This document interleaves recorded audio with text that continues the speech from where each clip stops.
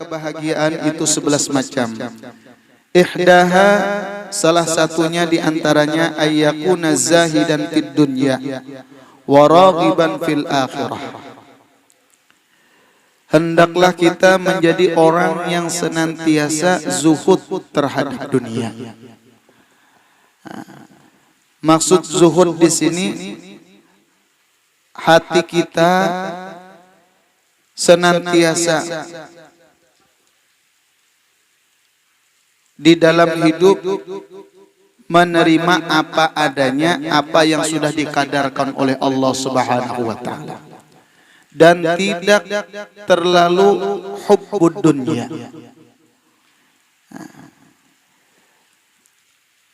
Dikatakan oleh Imam Abu Yazid Al-Bustami, beliau mengatakan di antara contoh orang yang bersifat zuhud, kalau diberikan Allah Subhanahu wa taala ia pada hari itu ada yang dimakannya, maka ia nikmati, ia makan, syukur apa yang ada. Yang tidak ada, maka ia pun bersabar. Itu di antara tanda contoh daripada orang yang bersifat zuhud. Artinya apa? Orang yang bersifat zuhud itu terhadap dunia itu sekedarnya. Terhadap dunia itu sekedarnya. Orang yang bersifat zuhud, ia menjadikan dunia itu di dalam genggaman tangannya. Dan dunia tidak diletakkan di dalam hatinya. Itulah orang yang bersifat zuhud. Kemudian waragiban fil akhirah. Dan orang yang bersifat zuhud, hatinya cenderung kepada kehidupan akhirat, tenggelam di dalam mencintai kehidupan akhirat. Maka ini sesuai dengan apa yang dinyatakan di dalam Al-Quran, wal akhiratu khairu wa abqa. Dan akhirat khairun, lebih baik, wa abqa, dan lebih kekal. Jadi orang-orang yang bersifat zuhud, kenapa mereka mencintai akhirat? Dikarenakan akhirat adalah darul baqa. Darul yang apa? Negeri yang kekal. Sementara dunia darul fana. Dunia ini darul fana, negeri yang akan binasa. Nah, jadi barang siapa yang ingin menjadi orang yang bahagia hidupnya, maka hendaklah di dalam hidup hiasi hidup kita dengan bersifat zuhud dan gemar hati kita mahabbah, cinta terhadap akhirat kita. Itu yang pertama, tanda orang yang mendapatkan kebahagiaan. Kemudian lagi wasaniyah, yang kedua, tanda orang yang mendapatkan kebahagiaan atau keberuntungan, antakuna himmatu fil ibadah wa tilawatil Quran. Di dalam hidup dan kehidupannya hendaklah semangat hidupnya di dalam ibadah. Apa aja ibadah? Baca Quran senang hati. Baca sholawat senang hati. Baca zikir senang hati. Hadir ke dalam majelis ilmu senang hati. Artinya apa aja gawian di sana ada ibadah, maka hatinya gemar di dalam mengerjakannya. Jadi orang yang semacam ini, maka inilah orang yang mendapatkan kebahagiaan dan keberuntungan. Jadi orang-orang yang mendapatkan keberuntungan itu adalah orang yang himmahnya, semangat hidupnya fil ibadah wa tilawatil Quran, dan senangnya membaca Al-Quran. Luar biasa. Di antara orang yang cinta kepada Allah, ujar Imam Abdullah bin Sahal menyatakan, min alamati hubbillah bil Quran. Tanda orang yang cinta kepada Allah, ia cinta kepada Al-Quran. Siapa yang cinta kepada Al-Quran, sering membaca Al-Quran, sering mentadabbur Al-Quran, dan mengamalkan isi kandungan Al-Quran, berarti orang itu sama seperti mencintai Allah Subhanahu wa ta'ala. Maka hendaklah kita tanamkan di dalam hati anak-anak kita gemar membaca Al-Quran. Setiap hari kalau bisa jangan sampai di dalam rumah kita kosong daripada bacaan Al-Quran. Karena semakin banyak kita membaca Al-Quran, semakin banyak rahmat yang kita dapatkan. Jangankan orang yang membaca Al-Quran, orang yang mendengarkan bacaan Al-Qurannya mendapatkan rahmat. Allah sebutkan dalam Al-Quran, "Fa idza quri'al Qur'an fastami'u lahu wa ansitu la'allakum turhamun." Apabila dibacakan Al-Quran, fastami'u lahu, dengarkanlah oleh kalian Al-Quran dari bacaannya. Wa ansitu, dan perhatikan, la'allakum turhamun, niscaya kalian mendapatkan rahmat. Apalagi kita membaca Al-Qurannya dalam rumah kita semua. Ya Allah. Bahkan Nabi pernah Sidin mengajarkan kepada salah seorang sahabat. Ujar sahabat, "Ya Rasulullah, ulun ya Rasulullah hidup fakir. Jaka bahasa kita tuh hendak makan, hendak ada. Ya Rasulullah, bari pangulun amalan sehingga ulun bebas daripada kepakiran ulun." Ujar Nabi, "Apakah engkau tidak membaca surah Al-Quran, surah Al-Ikhlas?" Maka ujar Nabi, "Apabila engkau masuk ke dalam rumahmu, maka bacalah surah Al-Ikhlas sebanyak 3 kali. Maka Allah akan memudahkan rezekimu." Maka sahabat tadi pun mengamalkannya, ternyata benar. Apa yang dinyatakan oleh baginda Rasulullah diamalkannya, maka berangsur-angsur kehidupan ekonominya sahabat tadi mulai bangkit, mulai berubah. Yang tadinya susah, akhirnya diberikan Allah Ta'ala kecukupan, kelapangan di dalam masa rezekinya. Nah, masuk ke rumah baca qul huwallahu ahad. Luar biasa. Kemudian lagi, watsalisah, yang ketiga, tanda orang yang mendapatkan keberuntungan, orang yang hidupnya bahagia, ujar Rasulullah, ujar di dalam kitab Muqasyafatul Qulub, bukan hadis lah, adalah ayyakuna qalilul qaul fi ma la yahtaju ilaihi. Di dalam hidup hendaklah ia menyedikitkan berkata-kata fima, pada sesuatu la yahtaju ilaihi, yang tidak ada hajat baginya. Jadi kalau kita bepandiran, silahkan aja bepandiran.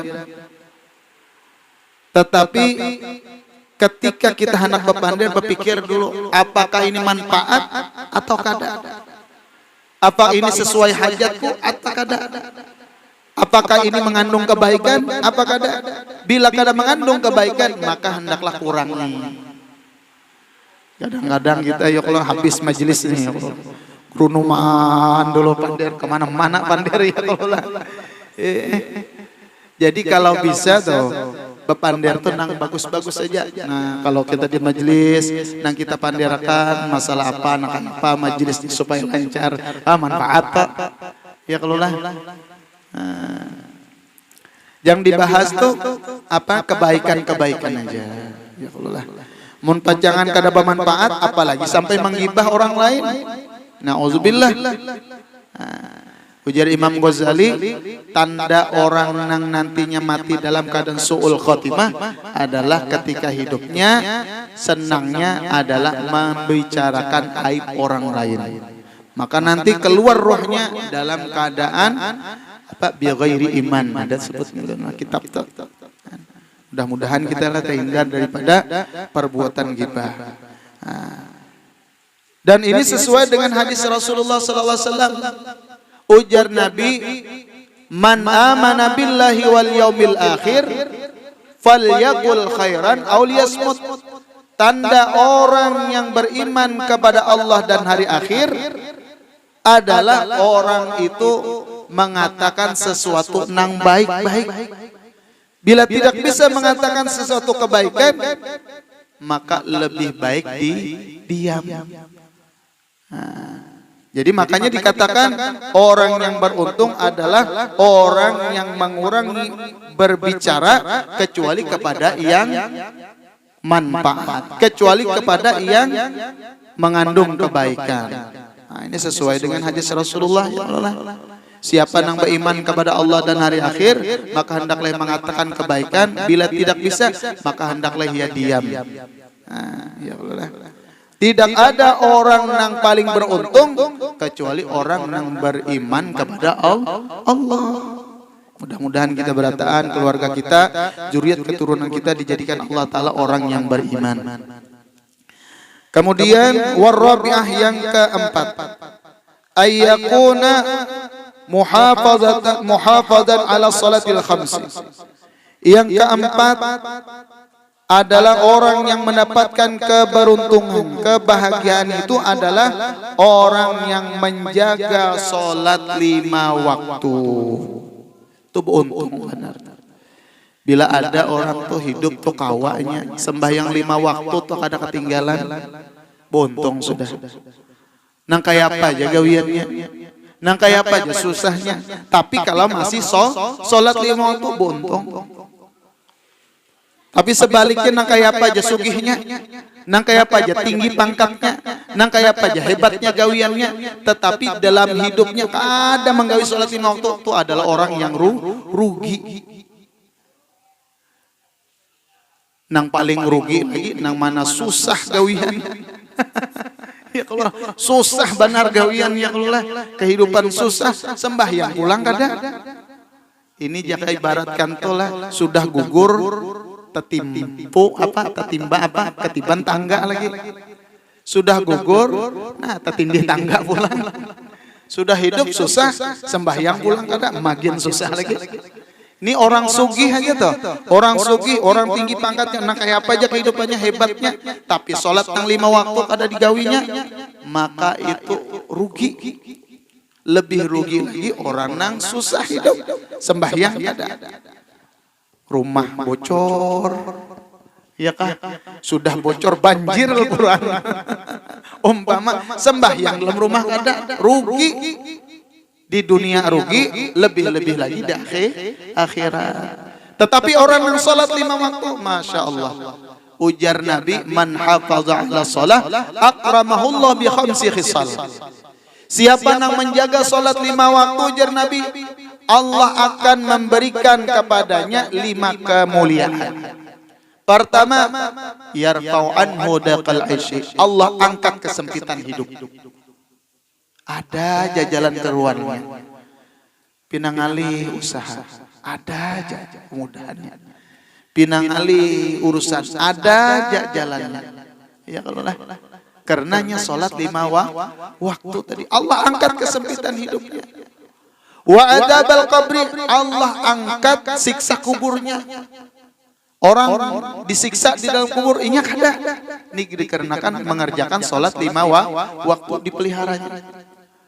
Wa yu'tiyahu kitabahu biyaminihi. Yang ketiga, orang yang memelihara sholat ketika nanti pada hari kiamat, seluruh hamba Allah diberikan catatan amal. Kita ini berataan karena diberikan catatan amal.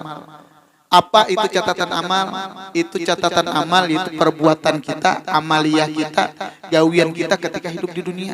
Karena ditampaikan.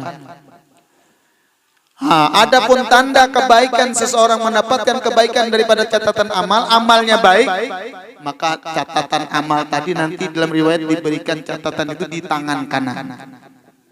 Apabila seseorang tadi diberikan catatan amalnya di tangan kanan, tidak di kanan kiri, tidak dari belakang, tidak ada ditimbai, maka orang ini akan dimasukkan ke dalam surga. Nah, yang ketiga, yang keempat, bagi orang yang menjaga sholat 5 waktu, memelihara sholat 5 waktu, maka ujar Nabi, wa yamurru ala sirati kal barqi, melewati sirat seperti kilat, cepat sampainya. Macam-macam gini orang melewati sirat. Kemudian yang kelima, orang yang menjaga sholat 5 waktu, ujar Rasulullah, wa yadkhulul jannah bi ghairi hisab,